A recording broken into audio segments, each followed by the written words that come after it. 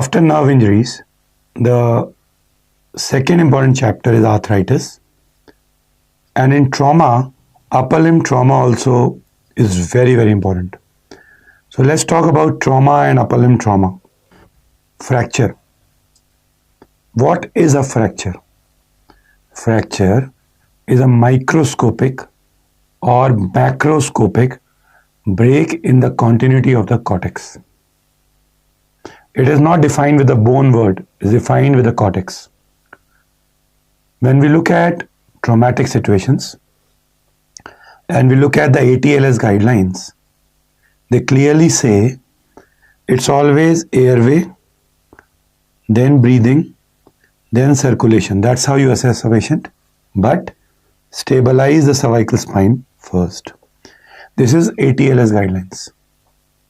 And when we come back to trauma fractures, sure sign of a fracture, abnormal mobility. Joints are normally mobile. But when there's a mobility in between the limb, that's abnormal mobility. Or failure to transmit the movement proximally. If I rotate my hand, my forearm and elbow, the movement goes proximally. When it does not go because of the fracture site, the movement will occur at the fracture site. It means the same as abnormal mobility, but defined as a second point. Third, although not the classical feature, but given in some textbooks, crepitus. Crepitus is sound produced by rubbing of the bone ends. Should never be elicited, can cause neurogenic shock, only to be answered if the first two are not there. Most consistent sign, tenderness. Not all the fractures might have abnormal mobility. Like the fractures which are impacted into each other will not have abnormal mobility, but will have tenderness, the commonest or the consistent sign. Commonest fractures. Overall, clavicle. At birth, clavicle. Children, forearm, and if you have to choose in between the two, radius more than ulna. Commonest joint to dislocate, shoulder, anteriorly. So shoulder goes anterior, all other joints usually go posterior, like elbow posterior, wrist posterior, hip posterior, knee posterior. So they usually go posterior. Dislocation in children, elbow. I just told you, posterior. Rarest joint to dislocate, ankle. Since ankle is the rarest joint to dislocate, it is the commonest area where the ligamentous injuries are seen because the force on the joint is dissipated into soft tissues. The ligament injury is called as a sprain, and anterior talofibular ligament is the commonest ligament injured around ankle. Sometimes in the question they ask you the medial ligament damage around the ankle, that's deltoid. They will give you a question. Patient had injury around ankle, swelling around the medium malleus, X-ray is normal. What has got damage? Deltoid ligament. Then the commonest tendon injury in human body. It is supraspinatus around shoulder, followed by biceps, followed by tendoachilles. Your books mention tendoachilles as number 1. It's number 3rd. When there is a bone formation going on, there are some markers which rise in the blood and urine, like osteocalcin, alkaline phosphatase. These two markers are very important for bone formation. Serum procollagen type 1 and C is another one you should remember for the list. But what is more commonly asked is markers of resorption. Number 1, hydroxyproline. Nowadays, they are also asking you pyridinoline, deoxypyridinoline, and telopeptides. So when bone formation disorders are there, osteocalcin ALP, bone resorption disorders are there, the markers of resorption like hydroxyproline, when both formation and resorption are high, means the bone turnover is high, then you have a disease in which all the markers are high. Remember the classical name, Paget's, also called as osteitis deformans. Stages of fracture healing. If there is a fracture, there will be blood around it. This blood is important source of nutrients and cells for the bone to unite. It's called as fracture hematoma. Very important. If the hematoma is inside the skin, it's a closed fracture. If there's a rent in the skin and soft tissues and hematoma comes out, it's an open fracture. The bone ends need not come out. Even if the hematoma comes out, it means the same. So, all your treatments, which are advanced nowadays, have gone to the basic principle: preserve the hematoma. That's how the closed methods of treatment and reduction are there, in which the hematoma is not exposed to the environment. In open reductions, it's exposed. On this hematoma, the neovascularization occurs, the granulation tissue, over which the immature bone or callus or soft callus forms. Callus is deformable but not displaceable. It is the earliest radiological feature that the bone has started uniting, seen around 3 weeks. Then over it, the hard callus or consolidation occurs, where the mobility is lost. The fracture starts to unite. And then over that, the remodeling will occur, where the osteoclasts also have a role to play. You won't come to know where actually the fracture took place. It takes place over years. This is soft callus, seen at 3 weeks. Callus, again, seen at 3 weeks. Important. Let's look at this fracture, supracondylar fracture humerus. It's an extra-articular fracture. There is hematoma here. What do? You reduce it and make a small incision around the elbow, put it inside. You don't expose the hematoma. That's why this is a close reduction and fixation, because you did not expose the fracture hematoma. Extra-articular injury means away from the joint, close reduced. That's how you do it. Take the patient to operation theatre, give anesthesia, apply traction, check under the C-arm or image intensifier the reduction is satisfactory or not, and under the X-ray control, put the wire. Close reduction, internal fixation. Compare it to this image. Here, the fracture occurs through the joint surface. Your aim is to restore the joint surface. You will open it, perfectly reduce it like a jigsaw puzzle, fix it. Here you're not worried about the irregularity. You're worried about that if there's an irregularity, it will in future lead to arthritis. Even if you lose hematoma, don't worry.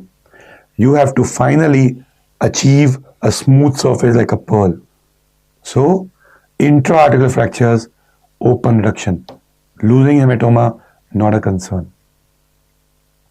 So when you have fracture healing, what you just did, the stages of fracture healing, the hematoma, the granulation tissue, the callus, the consolidation and remodeling, this is called as secondary healing. There is callus and it's a biological stage. You can see the word C in it. It means there is callus formation. It also means this is the healing stage you achieve in cast. In the spelling you also have the word N, means nailing. Why will a callus form? Why will secondary healing occur? Because at the fracture site there is microscopic movement. Macroscopic movement will not allow the union, non-union. Microscopic movement trigger the biology, callus formation, bone unites. So if there is some movement, it helps in union. Many a times it happens. A patient with a head injury unites earlier because they have uncontrolled involuntary movement in the fracture site, helping in the callus formation and union. So this is secondary healing. In the spelling there's a C. So in callus formation, cast application. In the spelling of secondary you have an N, so nailing. But when you expose the fracture, you fix that, reduce it well, apply a plate with a screw, jam pack it, no movement occurs. This is primary healing. Primary healing, no movement. So callus is absent, non-biological. Directly the bone will unite. In primary there is no C, callus not there. In primary spelling there is no N, so no nailing, no cast. Primary there is a P. It means in plating you have primary healing. Now in the spelling of secondary there is no P. So plating, there is no secondary healing. Remember this. When the fracture does not unite at the end of 9 months, it's labeled as non-union. In these 9 months, last 3 months, there is no further progress in the stages of healing. So this is non-union. Now, non-union can be two types. Number one, when there is a fracture damaging the vascularity, it's called as atrophic non-union. Second, when there is mobility at the fracture site, callus keeps on formatting but does not change to consolidation. It's called as hypertrophic non-union. So let's compare hypertrophic non-union or atrophic non-union. Atrophic is also called as avascular. Hypertrophic is also called as vascular. There is high amount of callus. There is no callus. Treatment, stabilize. Callus will change into consolidation and the bone will unite. Simple. Atrophic non-union, freshen the margins. You remember the paprika sign?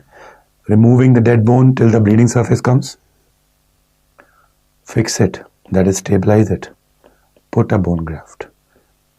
Here, callus is there like a bone graft. Here there is no callus in atrophic, so put a bone graft. So this is how you treat. Many times the question comes, in hypertrophic non-union, what will you do? Stabilize. Atrophic, stabilize, fix and bone grafting. Remember the difference. Fractures known for non-union, remember by the mnemonic flutes. So the fractures known for non-union, remember by mnemonic flutes. F is femur neck. Neck of femur does not have the cambium layer, non-union. Lateral condyle humerus. This fracture will cause cubitus valgus. Ulna, tibia and talus and scaphoid. Dear friends, the most common complication of scaphoid is non-union. In your books, they are given avascular necrosis. Please correct it. Fractures known for malunion do not unite in optimum position. M for malunion. I, intertrochanteric fracture femur. S, supracondylar fracture humerus, and this is known for cubitus varus. Valgus, there is a lateral displacement of a distal limb. Varus, it comes towards the midline. And then C for Colles, which is known to produce dinner fork deformity, and C for clavicle. So these are the fractures known for malunion. So Gusklow-Anderson classification is for open fractures. One of the most common classification asked in entrance exam. Grade 1 open fracture is a wound less than 1 centimeter. There is no comminution, no contamination, no segmental fractures. Grade 2 is a wound more than 1 centimeter. Again, no comminution, no contamination. Grade 3 is a comminuted, contaminated, segmental fracture, gunshot injuries or farmhouse injuries. Grade 3A, it has a good skin coverage. So majority of your gunshot injuries have good skin coverage, 3A. 3B requires coverage because the periosteal stripping is there. Grade 3C, irrespective of the size of the wound, there is a vascular injury. Any open injury, the usual overall treatment is debridement plus external fixator. Although in stage 1 and 2, within first 6 hours, you can do internal fixation. But they don't talk to you about this. They talk about overall, so Debrema plus external fixator.